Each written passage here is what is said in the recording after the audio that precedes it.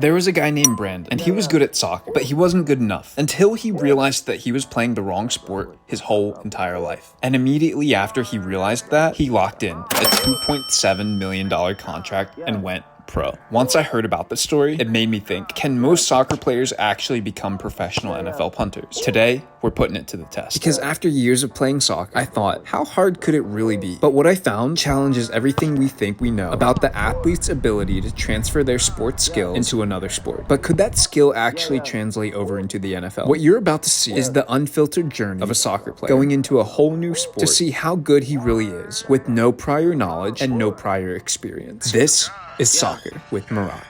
901 Shelby Drive, look alive, look alive. Niggas came up on this side, now they on the other side. Oh well, fuck them, dog. We gon' see how hard they ride. Oh, that had a great spiral. So my goal, and I'll show you on that camera, but my goal is to hit that yellow line, because if I pass that yellow line, then that means I pass the average punt of an NFL kicker. So even if I get 44, I'll be happy, because again, that's with zero training. I'll be punting the football 10 times and getting the average distance from each, ranging from beginner to professional. Oh, okay. That was right at average. I'll also be getting a surprise D1 punter who will be sharing exactly how to punt like a pro.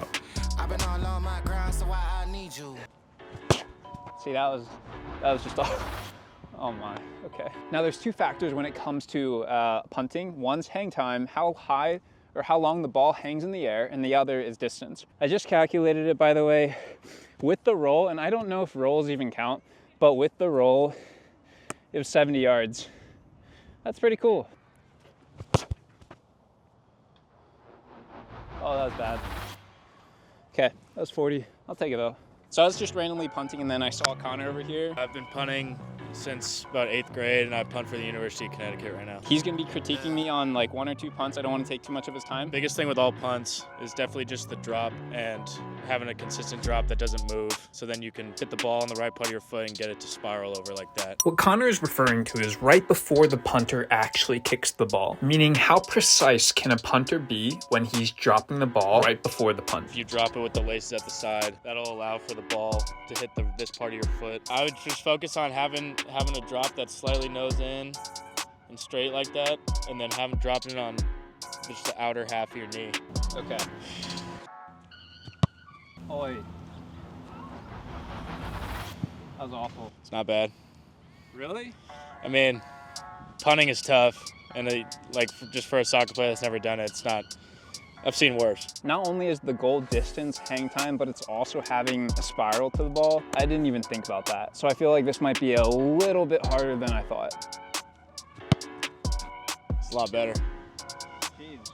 See how I had that initial spiraling off your foot? This is just a test of how a soccer player can do it without any training.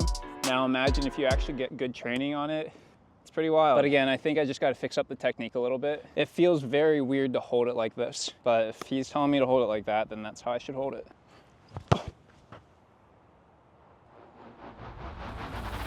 So now I realize that I'm not going as far as I was before, but I'm getting that spiral a whole lot more consistent. And if quality is more important than distance, it's pretty wild how 5 minutes of coaching changed that. So 44 to 49 is the average NFL. Oh my, no way. Wait, 10, 20, 30, 40, 50. I don't even have training and I already hit a 50. Jeez, all right.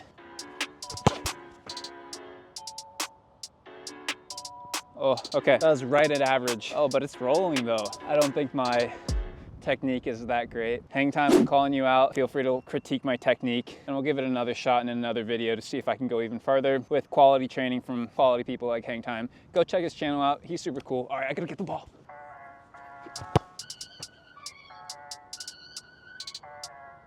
That was right above average. I think that was 49. And again, that's the goal. If I can get yellow, I passed that though. But again, it's with no pressure. So imagine having pads on, people running after you. It's probably a little bit harder. Boy, that was high. Oh yeah, 52. Let's go! Someone let me know in the comments if rolls are actually something that people count. But if they do, that's a 68-yard punt. Now the next thing in punting is hang time, meaning how high and how long can the ball hang in the air for. And the reason that's important is because it allows the team to get back and defend whoever received the ball. The shorter the hang time, the more time that the other team will have to run, meaning the more yards that they'll gain. The longer the hang time, the less time that that receiver actually has. Now, with my experience in soccer, punting the ball as high as you can is something that comes very naturally. However, can that natural talent be translated over to American football?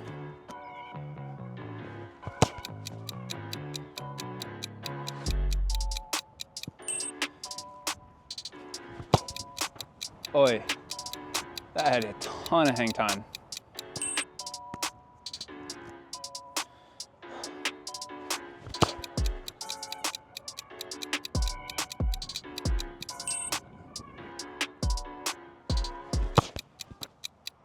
Oh, that had a great spiral.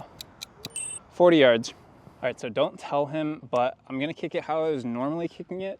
It felt a bit more comfortable. I'm just gonna try to add a little bit more spiral to that. How am I gonna do that? I don't know, but again, don't tell him because maybe there's a way. There's probably not a way, but we'll give it a shot anyways.